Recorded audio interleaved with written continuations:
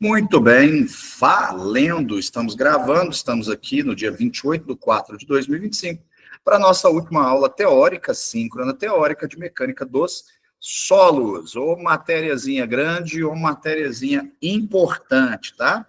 Então, eu creio que alguns já até fizeram prova. Quem já fez prova, quer dar um joinha aí? Só para eu ter uma noção.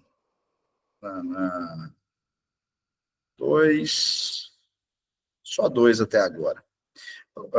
Josimar, você foi um dos que deu o ok. Como é que foi sua prova? Andriele também fez. O que você narra para nós aí? Olha, professor, minha prova foi a respeito de ensaio de Proctor. Caíram exercícios a respeito daqueles índices físicos? Ensaio de Proctor. Proctor? Mas isso é uma questão. E as demais? Foi só... tá, o professor fala na prova presencial. Isso. Eu que era na CQA, estou tão preocupado com a CQA lá que... Não. Foi essa aí. Caiu física e... Ai, meu Deus, como é que é o nome do outro lá?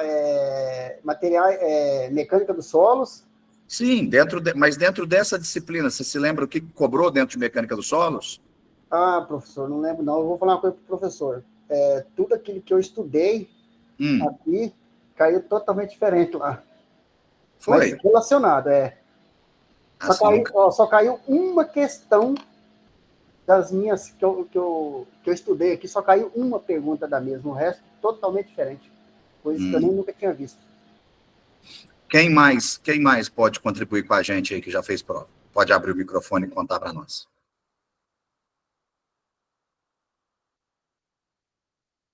Mais ninguém? Bom, o que eu quero dizer para vocês, né? O AVA, ele é um sistema, ele é autônomo. O que o professor faz no AVA? E no caso, nessa disciplina, não sou eu, tá? Aliás, eu até ensino algumas questões, mas o responsável é o professor Santo Fernandes.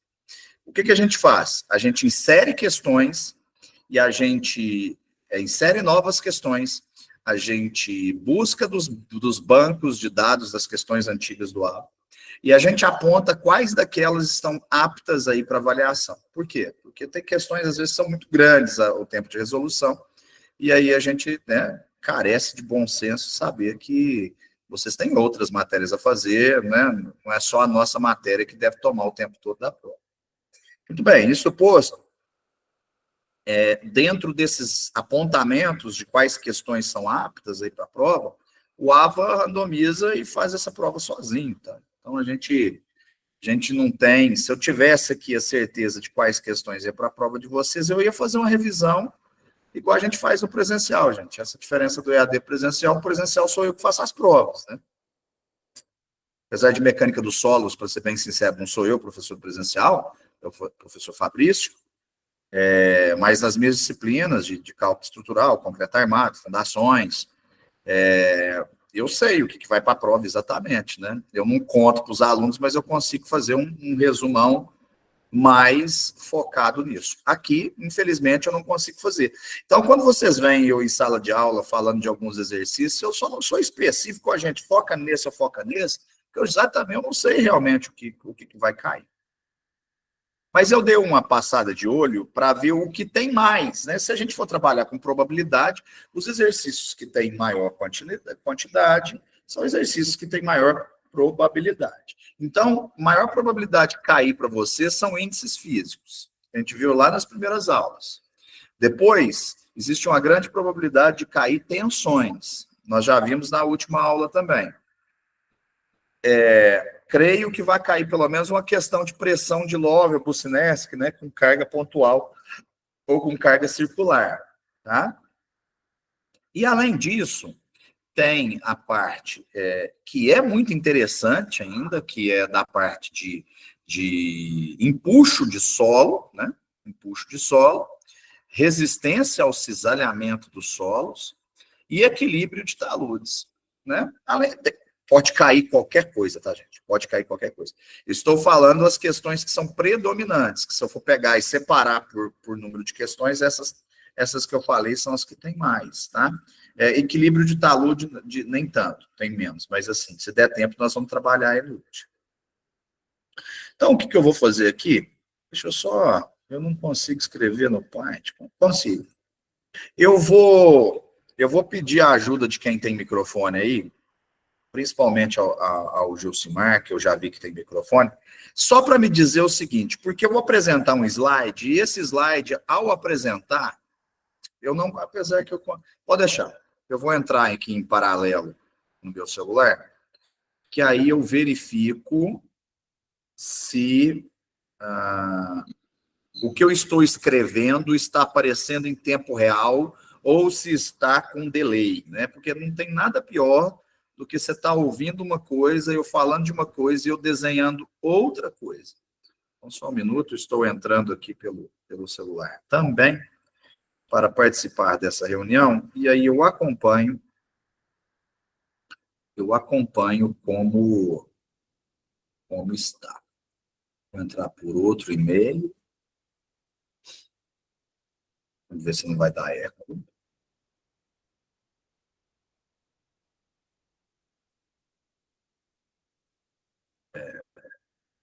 Está dando eco?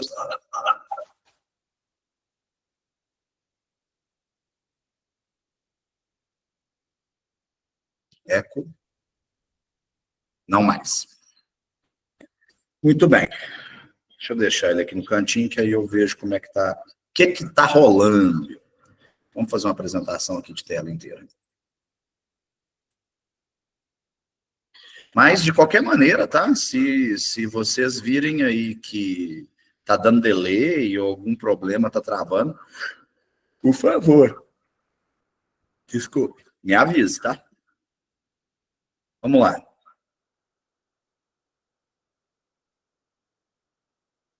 Bom, tá mais ou menos no jeito. Muito bem. Nós temos o seguinte. Os solos apresentam diferentes resistências ao cisalhamento frente a diferentes tensões. Na realização de ensaios em laboratório, por meio dos dados indicados, determinar o ângulo de atrito interno e o valor da coesão.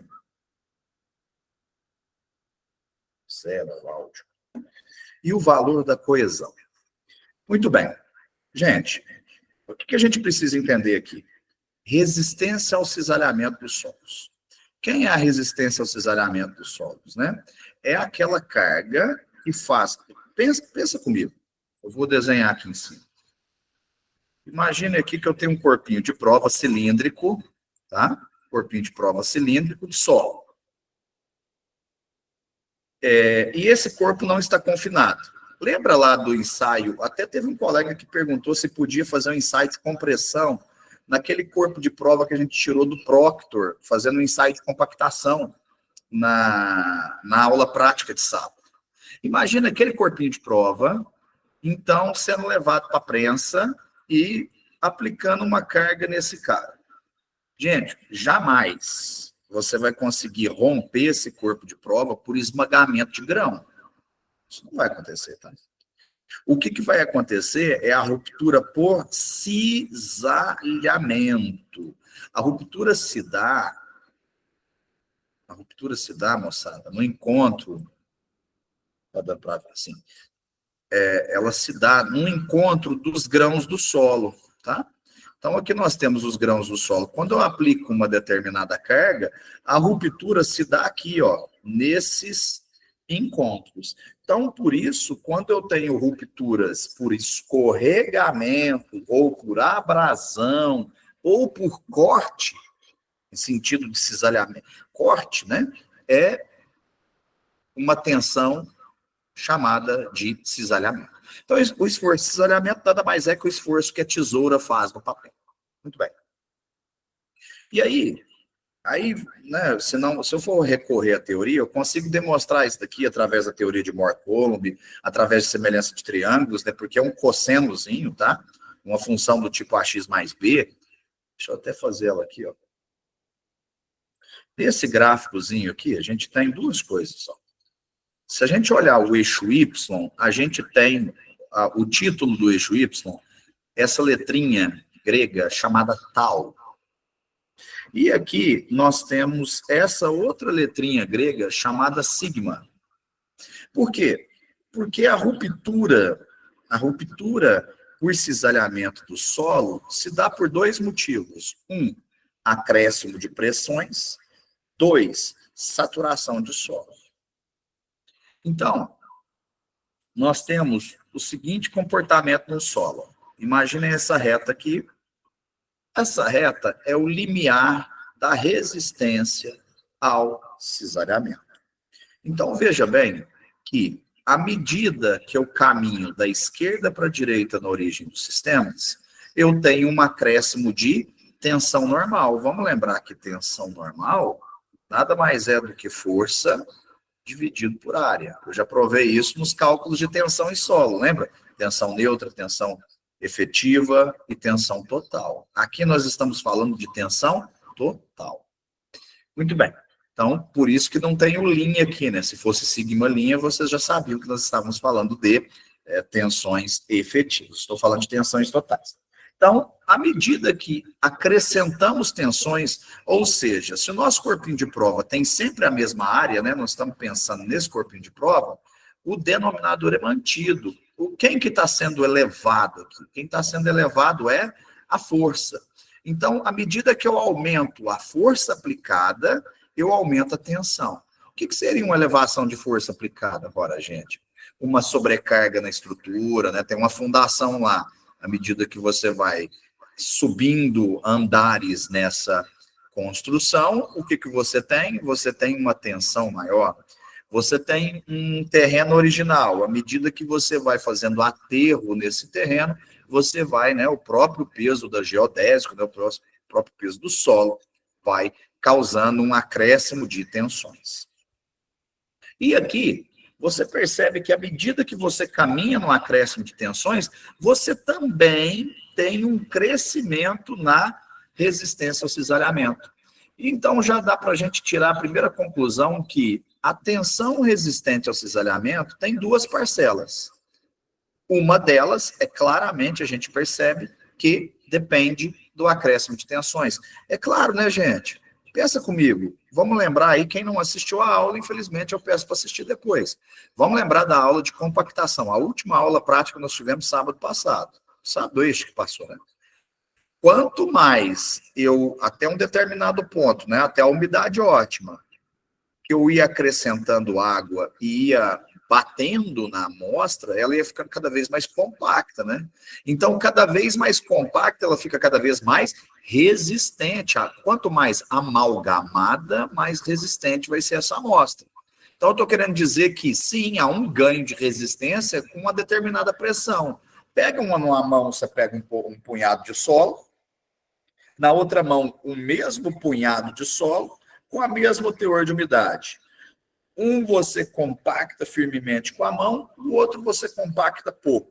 Ponham os dois aqui e façam uma força e vê qual dos dois vai romper primeiro. Obviamente, o não compactado, porque os grãos não estão coesos, não estão amalgamados, não estão comprimidos, tá? Muito bem, então nós já entendemos essa parte. E existe uma segunda parcela que vejam que a curva, né, por mais que seja uma reta, tá, gente? Isso aqui vai ser uma equação da reta, mas a gente chama de curva, tá? Essa curva, essa linha, essa tendência, ela não sai da origem do sistema. Olha o eixo 0, 0 aqui, lembra lá do colégio, plano cartesiano? Não sai do ponto 0, 0. Existe uma parcelinha aqui de resistência que independe da tensão. E essa parcela é chamada de coesão, C. O que é a coesão mesmo, hein? A coesão, ela é a tendência à aproximação, à atração de grãos de solo. Quanto mais finos, mais eles se atraem devido à lubrificação superficial, ou seja, a água. Então, existe uma ligação, uma tendência de ligação eletrolítica ali, ou seja, é um efeito de ímã, né? O solo fino com a camada externa molhada atrai outro solo fino com a camada externa molhada. E aí, se você quiser se aprofundar nisso, pode procurar sobre ligações eletrolíticas. Você vai ver, inclusive, a equação química que permite justificar esse fenômeno, tá certo? É microscópico, mas é um fenômeno atômico, né? Mas é um fenômeno real, já estudado e devidamente observado pela ciência. Então, muito bem, vejamos. Eu tenho uma parcela que aumenta conforme aumenta a tensão, e temos uma parcela independente que é a coesão, e eu tenho uma reta. Se eu tenho uma reta, eu tenho uma equação de primeiro grau. E se a gente vier, então, estudando a equação de primeiro grau, eu tenho que a equação de primeiro grau é aquela y é igual, né, a x mais b. A x mais b. Onde onde dá para demonstrar, né? Aqui tem um cosseno, tá, gente? De maneira muito rápida, isso aqui vocês não precisam decorar. Aqui tem um ângulo. Esse ângulo nada mais é do que a diferença de tal, né? A diferença de cisalhamento pela diferença de sigma. Então, a gente pode falar que o cosseno desse ângulo é igual a tal dividido por sigma. Então, quer dizer que tal é igual a cosseno vezes sigma. Certo? Deu até para demonstrar aqui. E essa parcela B, que é a parcela independente, né? Aí vocês têm que lembrar lá de função, né? A parcela independente é a parcela da coesão. Então, usando essa trigonometria aqui, eu posso escrever assim, ó, tal, ou seja, leiam resistência do solo ao cisalhamento. É igual a sigma vezes a tangente do ângulo de cisalhamento alfa mais a coesão. Está aqui a equação. Muito bem. Um ensaio que determina as condições do solo para equilíbrio horizontal, tá?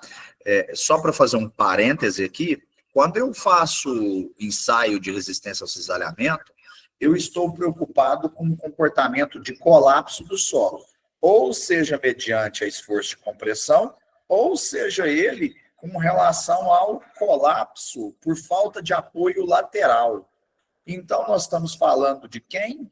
Principalmente da obra civil mais recorrente nas construções, independente delas serem industriais ou civis, ou militares, ou marítimas, ou portuárias, como queira, fluviais, que é o muro de arrimo. Compreender esse fenômeno é compreender o cálculo do muro de arrimo. Tá? O muro de arrimo, então, sofre de um efeito que parte do princípio do equilíbrio ou da resistência do solo ao cisalhamento. Primeiro ponto é entender isso daqui. Então, em obras de grande vulto, de grande expressão, são ensaiados os solos para que você não precise recorrer à literatura e determinar por aproximação tanto o valor da coesão como o valor do ângulo de atrito interno. O ângulo de atrito interno, esse alfa aqui, quem que ele é? Vocês vão entender ele agora. Imaginem aqui uma porção de solo, onde havia outra porção de solo aqui, nós tiramos ela. Então, ficou um solo aqui solto, um barranco reto. É óbvio que, quando eu colocar uma carga aqui, dependendo da intensidade da carga, isso daqui vai deslizar. Se for uma areia seca, imediatamente, né, gente? Vamos lá, você joga a areia seca lá do caminhão, né, que está te entregando areia na obra. Essa areia ela vai escorrer, até ela virar um monte, e esse monte se equilibrar. O ângulo de atrito interno nada mais é do que o ângulo de equilíbrio dessa areia com a vertical. Esse é o ângulo de atrito interno, tá? É o ângulo qual você equilibra aqui o solo. Então, a gente tem as linhas de ruptura desse solo, né? E aí, esse ângulo aqui é o ângulo de atrito interno, que é o ângulo alfa, certo? Tem na literatura? Tem, claro. Areia é aproximadamente 30 graus. A argila é aproximadamente 26 graus, certo? E o silt, aproximadamente 28 graus. Então, nós temos aí uma variação de 2 em 2. Por que aproximadamente? Gente, vai depender se a composição é mais ou menos orgânica do solo, da quantidade de rocha, de detrito de rocha que ele tem lá, qual que é a... Né? Aí vai depender de uma série de coisas. Mas como você vai fazer um cálculo de um muro de arrimo para uma construção simples, que seja ela de alto padrão? Nem sempre você... Vamos falar do mundo real? Você não vai conseguir dispor de um laboratório para fazer esses ensaios de cisalhamento, né, na câmara bipartida, que é a câmara que faz o ensaio de cisalhamento, para determinar esses ângulos. Então, a literatura, nós temos a literatura aí justamente para nos ajudar, tá bom? Então, beleza, era isso que eu queria dizer. Deixa eu apagar esse slide aqui para a gente resolver o exercício. Agora nós vamos resolver. Vamos voltar aqui. Ponteiro. Alguém falou alguma coisa comigo? Fala, César.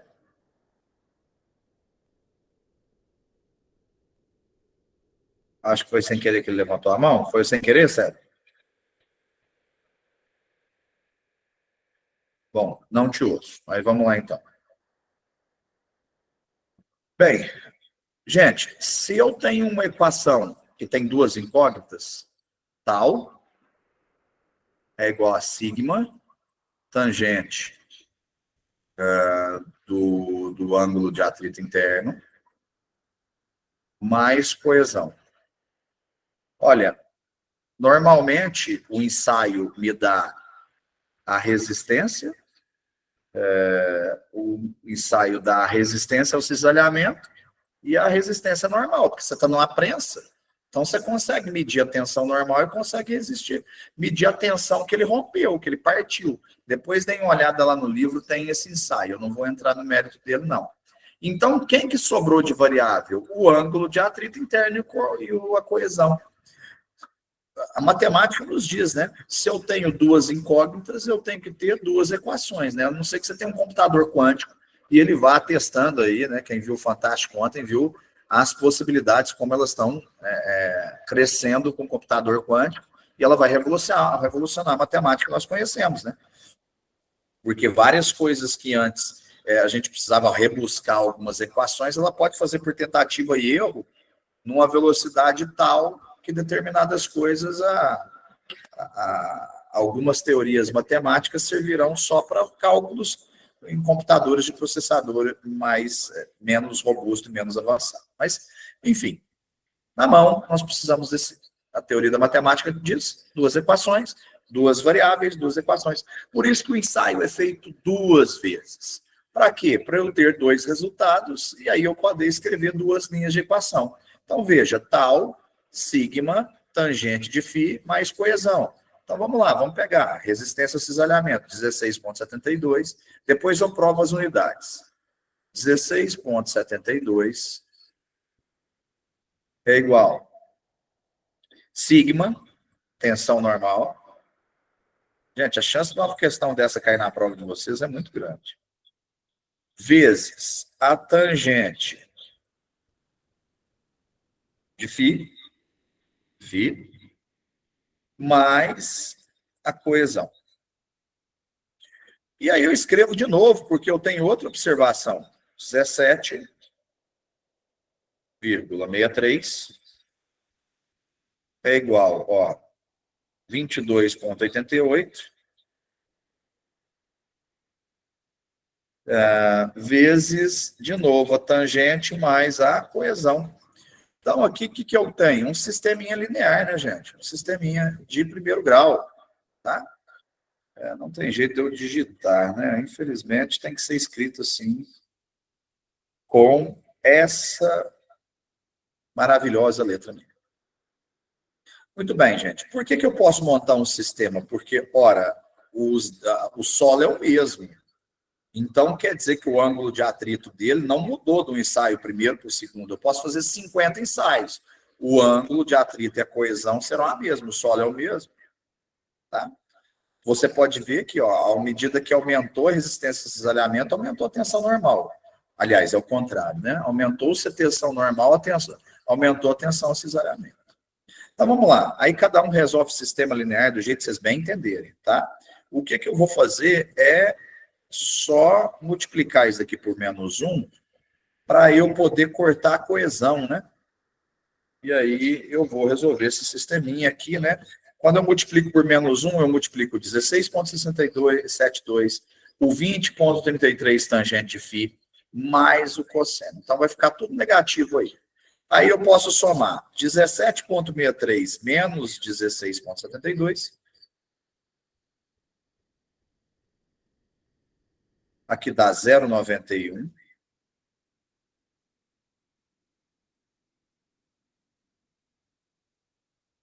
Menos 20,33 mais 22,88. 2,55.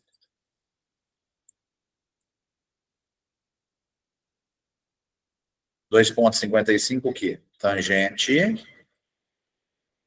de φ. Coesão, menos coesão, mais coesão subiu. Vou colocar um zero aqui. Então, agora ficou só uma variável, né? A tangente de φ está multiplicando 2,55. Vou passar para lá dividindo. Então, quer dizer que a tangente de φ é igual a 0,91 dividido por 2,55.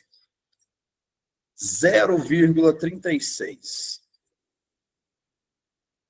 Só que eu não quero o valor da tangente. Eu quero o valor do ângulo. Então, para isso, eu acho o arco cuja tangente valha 0,36. Isso é a mesma coisa que a tangente elevado a -1. Você fez essa conta, vai lá na calculadora, aperta Shift, tangente, ela vai te retornar o ângulo. Então, nós temos que φ é igual a 19,64 graus. Já já eu respondo as perguntas que estão no chat. Deixa eu acabar meu raciocínio aqui. 19,64 graus. Pronto. Achei, então, o valor de φ. Deixa eu apagar isso aqui.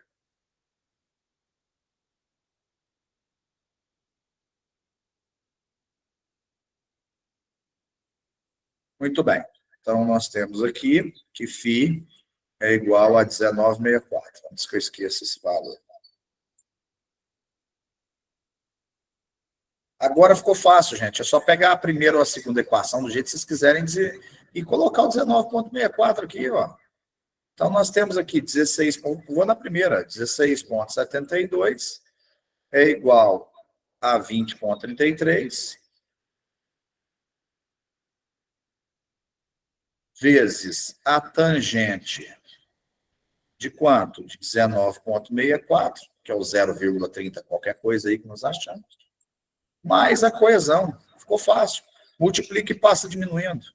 Então, a tangente disso é 0,36 vezes 20,33, 7,26. 16,72 menos a memória da calculadora, 9,46. Então, a coesão é igual a 9,46. Muito bem. O que? 9,46, o que? Vamos analisar agora a unidade, tá? Então, eu tenho aqui, ó, vou escrever a conta só em unidade. KGF, análise dimensional. Lembra de eu falar para vocês na primeira aula? KGF por centímetro quadrado é igual a tensão KGF por centímetro quadrado vezes a tangente de um ângulo que é adimensional mais a coesão, que é quem eu quero saber. Como aqui está somando e passou subtraindo, quando eu subtraio kgf por centímetro quadrado de kgf por centímetro quadrado, a minha resposta também sai, obviamente, em kgf por centímetro quadrado. 2x menos x é x, a unidade continua sendo x. Então, a unidade da coesão é kgf por centímetro quadrado. Está resolvido aí o exercício. Agora eu vou ler as mensagens do chat e tirar a dúvida de vocês. Vamos lá. Bom, meu microfone está funcionando, a Ana Júlia colocou ali o nome dela. Para fazer o cálculo do cisalhamento, pode usar a equação de Coulomb? Pode, claro. A equação de Coulomb é essa que eu acabei de trazer para você, ué. Você colocou aí, ó, tal coesão mais φ vezes a tangente de coesão mais sigma vezes tangente φ. Eu só inverti, eu só coloquei o sigma tangente na frente da coesão, porque eu gosto de lembrar ela como uma equação de primeiro grau, né? Então é a x mais b. Tá? Eu expliquei a fórmula de Coulomb, tá? Eu expliquei, a demonstração, eu demonstrei a equação de Coulomb. Ele demonstrou isso primeiro que eu, claro. Tá certo? Mas é isso aí, a ordem dos fatores não vai alterar o produto e você conseguiria também resolver do mesmo jeito. Muito bem. Bom, então, beleza. Vamos continuar. Alguém falou aí que trem difícil. Não é difícil nada, gente, é treino. Isso acontece. Vai ficar um pouquinho pior agora. Vamos voltar aqui, então, vamos para o próximo. Ah, agora eu gosto desse, hein? Agora eu gosto. Gente, o que vocês estão vendo aqui? Um paramento. É muito usado esse tipo de muro de arrimo? Não, ele é um pouco mais teórico do que prático, tá? Normalmente, se é para fazer um muro assim, desculpe, se é para fazer um muro desse jeito, normalmente é aquele muro em gabião, né? Que é um muro para valorizar a estética. Além dele ter a função além dele ter a função, aí ó, caiu na prova. Além dele ter a função de resistência ao deslizamento do solo, ele tem uma função também estética, não é? Função estética. Bom, aqui não é o dimensionamento propriamente dito do muro. Por quê? Porque dimensionamento do muro, teoricamente, vocês veem em concreto armado, né? Porque os muros são de concreto, a não ser que o muro seja de gravidade. Mas como não há tempo, juntaram as matérias todas, como que eu ia ensinar isso? Então, o que eu vou fazer? Eu vou ensinar vocês a calcular os empuxos, porque a partir do momento que você conhece as ações, que é o que nós estamos fazendo, que aquilo que equilibra e aquilo que desequilibra, fica mais fácil depois, lá nas matérias de dimensionamento, vocês aprenderem a dimensionar. E aí eu pegar os macetes também, existem alguns macetes, tá? Muito bem. Para resolver aqui, nós vamos lá na envoltória de Moore-Coulomb, que é o comportamento dos solos mediante aos esforços combinados, né?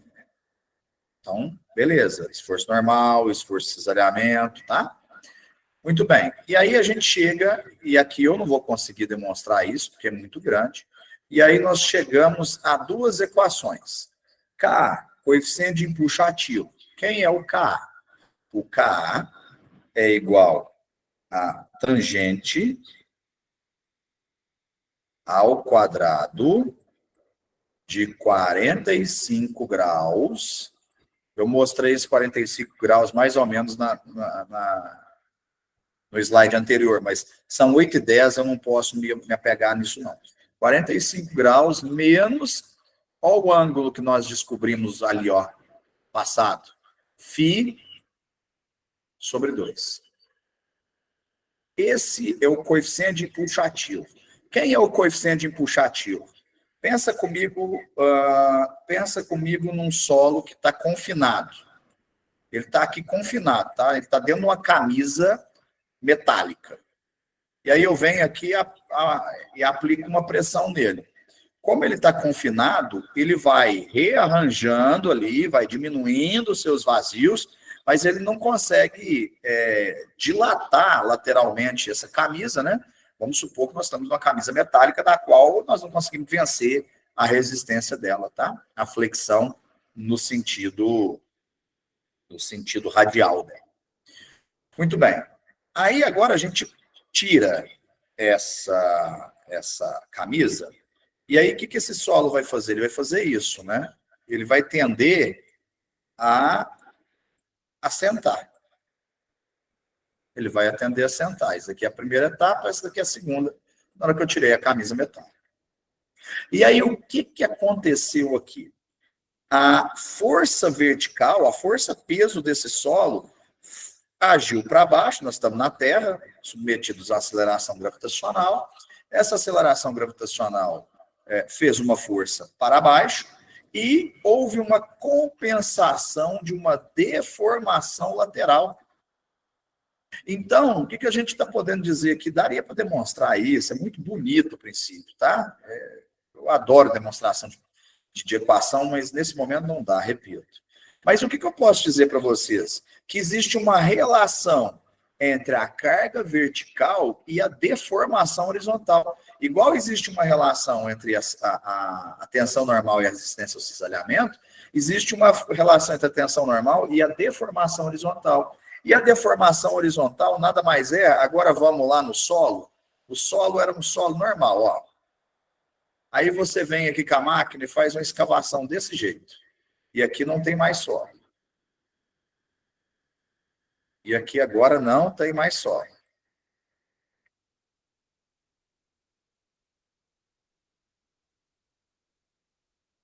Mas que saco, gente. O que vai acontecer aqui? O próprio peso do solo não vai querer fazer uma deformação lateral, uma para cá, uma para cá. Essa para a esquerda, ela é compensada pelo próprio solo, né, que está aqui, ó. Agora, para cá eu tenho solo? Não. Então, é aonde ele desliza. É aqui que eu tenho que fazer a contenção, é aqui que eu tenho que fazer meu muro de arrimo. É barragem, o que for. É aqui que eu tenho que conter. Então, para eu saber qual é a resistência que eu preciso desse muro, dessa barragem, dessa encosta, eu preciso saber a intensidade dessa força. Essa força é chamada de empuxo ativo. Por sua vez, quando... Agora eu vou fazer outro desenho. Está o mesmo solo. E aí eu faço um muro de arrimo aqui, assim, que é o que eu vou achorar. Ó, o que está churado aqui é o muro de arrimo. E aí eu tenho um outro solo aqui. Um pedaço desse muro de arrimo está enterrado. Gente, na hora que essa força empurra para lá, o que ela faz? Ela solicita a resistência não só do muro, mas desse solo que está para cá. E aí nós temos a terceira lei de Newton, né? Nós temos uma ação correspondente a uma reação. Se elas são de mesma intensidade, nós vamos saber somente na hora dos cálculos. Mas elas têm sentido oposto. Então, veja bem, quando o solo se movimenta no sentido do paramento, da barragem do muro de arrimo, nós estamos falando de uma movimentação ativa, um empuxo ativo. Quando o paramento que se movimenta no sentido do solo, nós estamos falando de uma resistência, de uma força passiva. Ou seja, não é o solo que está forçando o muro, é o muro que está forçando o solo. Aí é passivo. E aí a gente tem o coeficiente de empuxo passivo, que é a mesma equaçãozinha do empuxo ativo, só que a diferença aqui, ó, é só um sinal, mas faz toda a diferença, né? 45 mais φ sobre 2. Ó, veja, aqui é menos, aqui é mais, hein? E existe uma relação que Kp, por causa desse sinalzinho, Kp é 1 sobre Ka. Se eu pegar 1 e dividir por KA também, eu saio em KP. Não preciso nem fazer a equação do KP. Tá? Muito bem. A relação entre a carga vertical e essa força horizontal é a medida de quem? Do coeficiente de puxo. Esse cara é como se fosse o transformador de força. Trocando em miúdos, tá? Não é bem assim, não, mas para vocês entenderem, o KA e o KP é o que transforma o quanto eu tenho de força na vertical para uma força de deslocamento horizontal. KP e KA é o transformador de vertical e horizontal. Muito bem. Isso posto,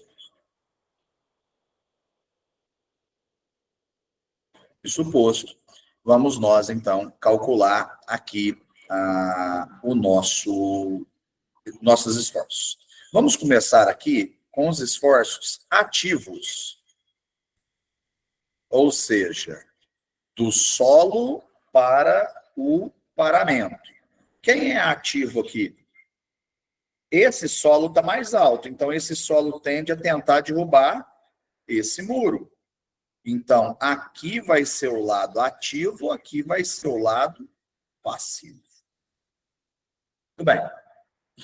Além do próprio peso do solo, existe uma sobrecarga aqui.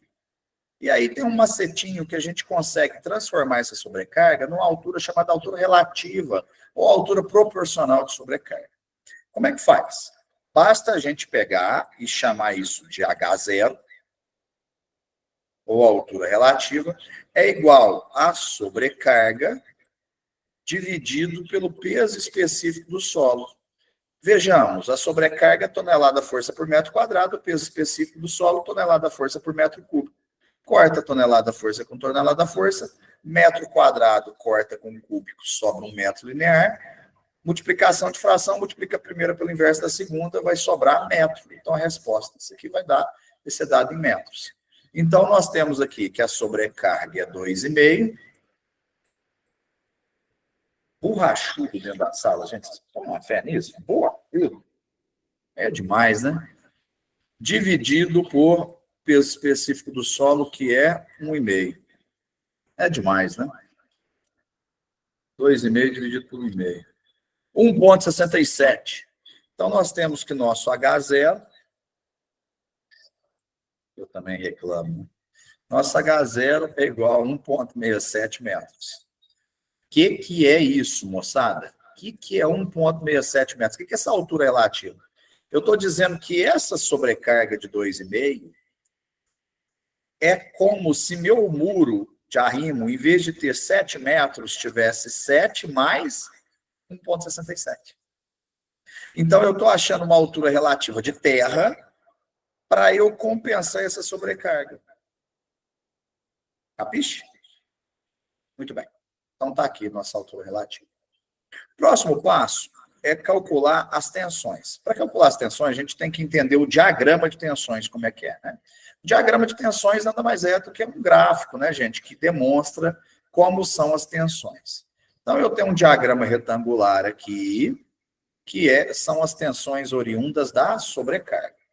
E tem uma tensão triangular, que são as tensões oriundas do empuxo de terra. Se eu somar essas duas figuras, eu tenho um trapézio. E o empuxo, para quem já é da engenharia já estudou o que é resultante, lá no vetor, o resultante é igual à área do carregamento. A área do carregamento. E a área do carregamento de um trapézio é a base maior Bzão mais Bzim sobre 2, base maior mais base menor sobre 2, vezes a altura. Vezes a altura. Que é esse cara aqui, ó. Então, assim, não tem nada de muito complicado aqui, não. Tá fácil. É só pegar dado por dado, né? É um exercício que você tem que seguir alguns passos, tem que seguir algumas rotinas aqui de cálculo. E é isso. Bom, vamos lá. Então, vamos separar aqui, ó. Essa daqui é a pressão. Opa, desculpe. Essa pressão aqui é a pressão no topo, P0.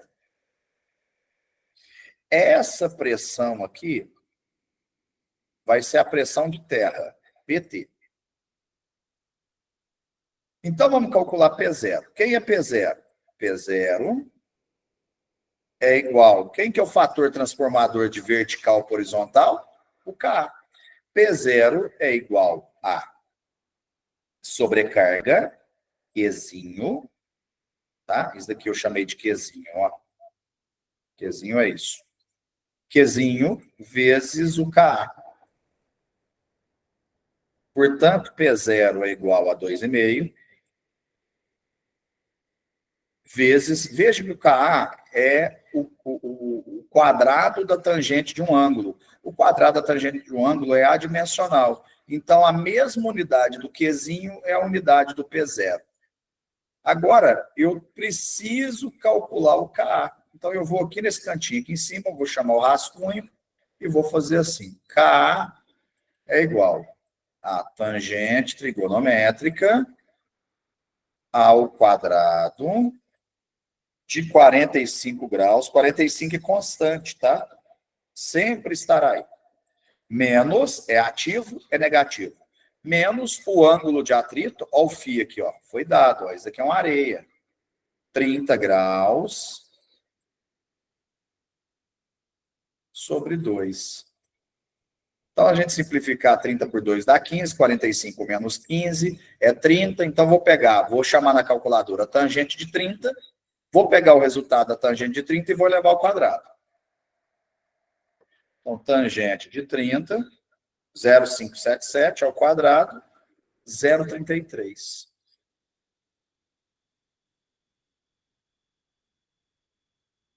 Não, falei 0,33, escrevi 0,37, mas aí amargou a boca aqui, ué. 0,33. E deixa eu falar um negócio, esse valor na demonstração que dá para mostrar. Mas, assim, esse valor isso é muito importante, gente, não tem a ver com a prova, com a matéria, não. Eu sei que vocês estão preocupados mais com isso, mas, veja, para cada metro que você escava, considere aqui uma escavação. Aqui o teu terreno nós escavamos, né? Vamos falar que aqui a gente tem X metros escavados. Se esse terreno deslizar, e aqui eu tenho uma casinha aqui, ó, construída uma casa aqui, ó. Aqui está minha casa. Vocês estão vendo, né, então? E essa casa está afastada aqui do fundo Y metros. Se eu cavar X metros, na hora que desabar, se for desabar, isso aqui vai desabar em cisalhamento, lembra? Em ângulos. Quantos metros vai atingir? Atinge minha casa? Não atinge? Gente, guarda por conta dessa conta. 45 menos 30 dividido por 2, tangente. Dá 0,58. Então, para cada 1 metro de X, ou seja, 1 metro de escavação, eu tenho 58 centímetros. Deixa eu fazer aqui. Tangente de 30. Eu tenho 58 centímetros de terreno que vai na horizontal, que vai puxar. Então, suponhamos que eu vou cavar 3 metros aqui e esse solo vem a colapso. 3 metros. Cavei 3 metros, não fiz o muro bem feito, esse muro tombou. Na hora que ele caiu, vai puxar a terra. Quantos metros ele vai puxar? 3 vezes 58 centímetros. Vai puxar 1,74 m. Se sua casa estiver afastada mais do que 1,74 m, nada acontecerá com a sua casa. Tá? Isso é interessante, né? Isso aqui não cai em prova, não, mas isso aqui é vida real. Então, isso daqui, principalmente nosso colega da Defesa Civil aí, ó. Guarda essa chave mágica. Para cada 1 metro de encosta, para cada 1 metro de encosta com risco de colapso, 58 centímetros, se ela deslizar, ela leva consigo na horizontal. Daí já dá para você fazer a análise de risco, por exemplo, se uma determinada casa está correndo o risco de ser engolida pelo deslocamento ou não. Fechou? Bem. Vamos lá. Então, já calculamos o nosso K, que é 0,33, eu vou botar ele aqui para eu terminar, senão não termino a nossa aula. 0,33. 0,33 é 1/3, né? 2,5 dividido por 3. Dá 0,83. 0,83 tonelada força por metro quadrado. Muito bem. Aqui é P0, já descobri P0. Agora eu preciso descobrir o PT. Preciso descobrir esse carinha aqui, que é o nosso PT. Bom, eu vou descobrir algo mais do que o PT. Eu vou descobrir o nosso PZ. E o PZ nada mais é do que a somatória do P0 com PT. Como é que eu vou fazer isso? Vou fazer assim, ó. PZ é igual a quem? Aí é uma outra equaçãozinha que eu queria mostrar para vocês, mas não vai ser possível. Vamos lá. É igual à altura do muro de arrimo, 7 metros, mais, quando tem sobrecarga, né? Quando não tem, esse H0 vai sumir aqui, ó. Mais o H0, que é a altura relativa para a gente jogar a sobrecarga aqui no fundo, vezes o Ka. Simples assim. Então, nós temos que 7 metros mais...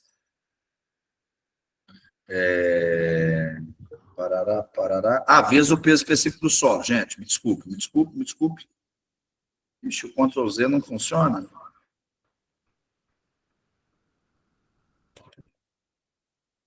Ixi. Ó, gente, dê um print na tela aí, porque agora ele só vai aceitar se ele fechar. Ele não sabe voltar esse jumento desse PowerPoint. Eu vou ter que descartar. Então, 0,33, deixa eu só anotar esses valores aqui. 0,83 e 0,33.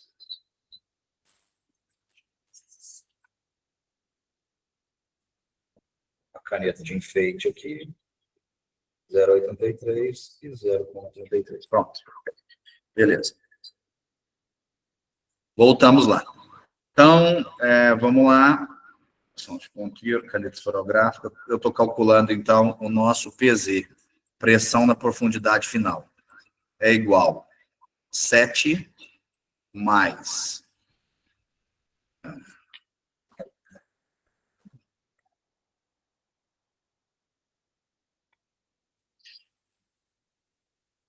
1,67 vezes o Ka vezes a pressão, o peso específico do solo.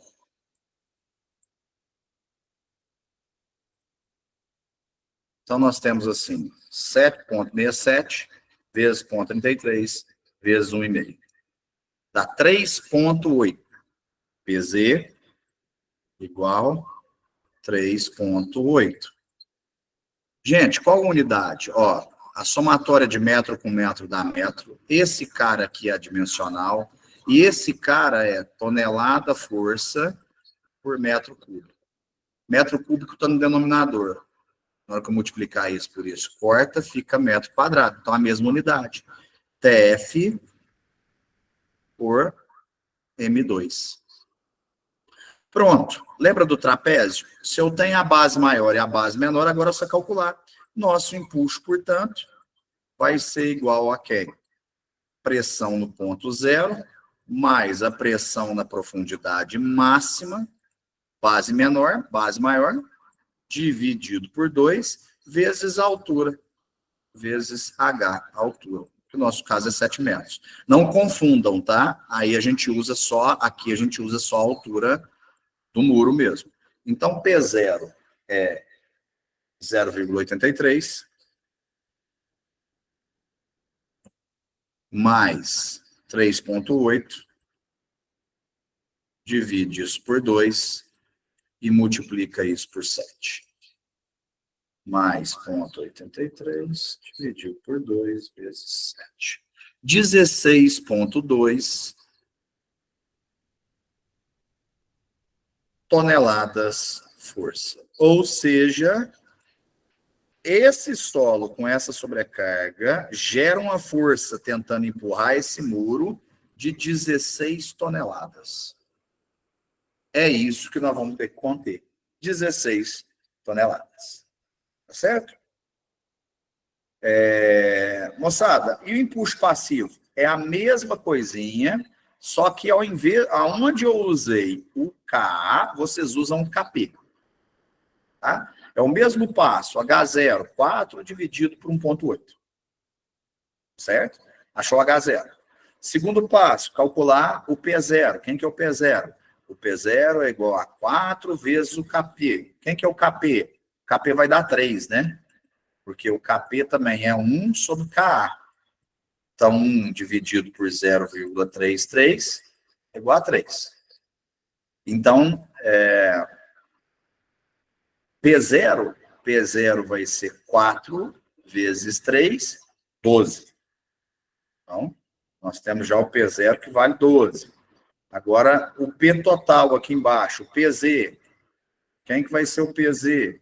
O PZ vai ser, né, de maneira análoga, vai ser aqui a altura relativa, que é 4 dividido por 1,8. 4 dividido por 1,8. 2,22 mais 4,5. Mais 4,5. Então, fica aqui, ó, 2,4,5 mais 4,5 mais 2,22 vezes 3 vezes 1,8 aqui. Aí é só jogar nessa fórmula de novo e está tudo resolvido. Certo? Muito bem. Eu vou parar aqui, está faltando 5 minutinhos, e acredite em mim, eu preciso correr para o presencial também para fazer vista de prova. Hoje é o último dia, tem mais 2h30 para lançar as notas. E eu quero saber de vocês se há dúvidas. Esses 5 minutos é para tirar a dúvida. E o Jucimar já falou, esse exercício caiu na prova. Então, muita atenção com esse exercício. Alguém quer tirar alguma dúvida, moçada? Professor, sou eu, César. Boa noite. Acho que agora meu microfone está funcionando. Agora está, César. Voltei para a aula. Então, eu saí com uma questão dessa aí até no AVA, e assim, minhas questões todas eu refaço elas no caderno até mesmo para mim pegar o jeito dela. Aí tem uma formulazinha, foi a que o senhor expressou aí para mim achar um empuxo ativo e o deixa eu ver aqui. O meu Ka, né? Aí para achar ela igual é tangente ao quadrado, abre parênteses, 45 graus menos, aí aquele zero com o cortado lá, que é o grau, né? Meu grau. Isso. É o ângulo de atrito interno, o φ, como que é? Isso, tá. Até aqui, beleza. Dividido por 2. Isso, beleza. Aí eu faço para achar o meu Ka. Depois certo. eu utilizo a mesma fórmula para achar meu Kp. Só que aí um mais no lugar do menos. Ah, e pra você ver, eu já tinha trocado aqui, ó. Eu fiz com. Não troquei o sinal. O Ka, dentro do parênteses, é 45 menos φ sobre 2. Sim. O Kp é 45 mais φ sobre 2. Tá, não, eu pus tudo menos aqui, ó. Por isso que no final eu dei um resultado errado aqui. Entendi. Pessoal, e você me chamou a atenção agora, César? Eu prestei atenção no negócio. Deixa eu dividir minha tela aqui de novo. Eu falei que nesse exemplo, o Kp ia dar 3, né? Mas não é 3, porque os ângulos não são iguais, ó. Na prática, nunca vão variar assim. Isso daqui é porque é um exercício, ó. Então, aqui é 45. Aí eu vou ter que, de qualquer jeito, eu vou ter que calcular. Se aqui fosse 30 também, o mesmo solo, aí se eu já, uma vez que eu calculei o ativo, é só pegar 1 e dividir pelo ativo que eu tenho Kp. Mas como aqui é diferente, então eu teria que fazer assim, né? Kp é igual a tangente ao quadrado de 45 graus mais 45 graus sobre 2. Entendeu? E aí daria o quê? Vamos lá.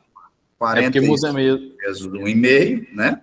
Tangente disso ao quadrado. 5,83. Então, o nosso Kp seria 5,83. Viu, César? César e pessoal, tá?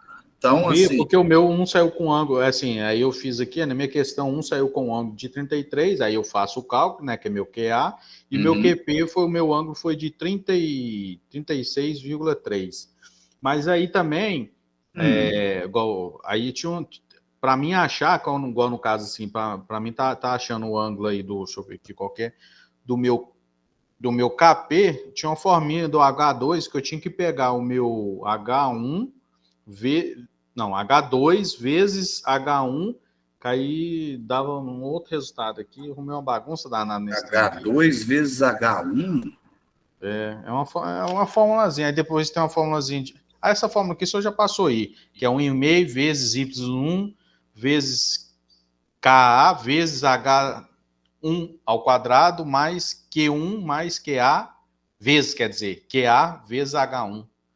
É uma fórmula aqui.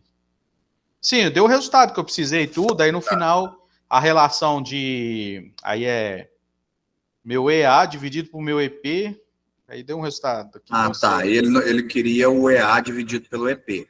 Mas, isso, assim, não deu um cálculo assim, um pouco grande, porque eu tive que achar. Aí eu achei o solo 1, solo 2, aí não, veio um. Entendi, mas isso não deve vir desse jeito na prova, não. Então, dê atenção a essa metodologia de cálculo que eu fiz agora. Não, tá? beleza. Uhum. Tentem Esse final seguir aí que eu me perdi também. esses passos que eu passei. E lá no começo da matéria de vocês, deve ter alguns exercícios resolvidos a respeito disso, não tem? Tem, eu fiz alguns. Esse aqui foi um dos últimos meu que caiu aqui. Aí, assim, eu anoto todos aqui porque... Não, mas eu digo mais do aqui. que caiu para você, César. Eu digo, nas semanas de vocês, não tem alguns exemplos? Não, tem, né? tem. Então, tá Eu ótimo. peguei alguns aqui, eu anotei bastante aqui, porque a gente não sabe o que vai cair semelhante, né? Assim, Tá para você estudar, para você ter um norte. Tá certo, então. Pessoal, eu creio assim, que eu podia ter feito visando a vida profissional de vocês, eu fiz. O que eu podia também fazer em paralelo disso, visando prova, né? As questões burocráticas que vocês têm que passar, e nós, como professores, também temos que lidar com isso, até o momento da entrega do diploma e da sua efetiva vida profissional, tá? Nós vamos nos encontrar em outras disciplinas, a galera da arquitetura vai me encontrar em sistemas, que é pré-dimensionamento de elementos estruturais. Aí, já a galera da engenharia vai me encontrar aí em teoria das estruturas, em estruturas de concreto armado, né? Tudo que leva o nome de estruturas aí, nós vamos nos ver daqui para adiante. Tá certo? Um abraço para todos, foi um prazer aí, e espero ter podido contribuir com a formação de vocês, com os estudos de vocês. Valeu? Um abraço para todos. Eu vou fazer o possível para subir essa aula amanhã já, tá? Oi, Maria José. Foi sem querer que ela levantou a mão. Então, beleza. Farei mesmo o possível para essa aula estar pronta amanhã para vocês assistirem ela novamente. Um abraço a todos. Estou encerrando a gravação.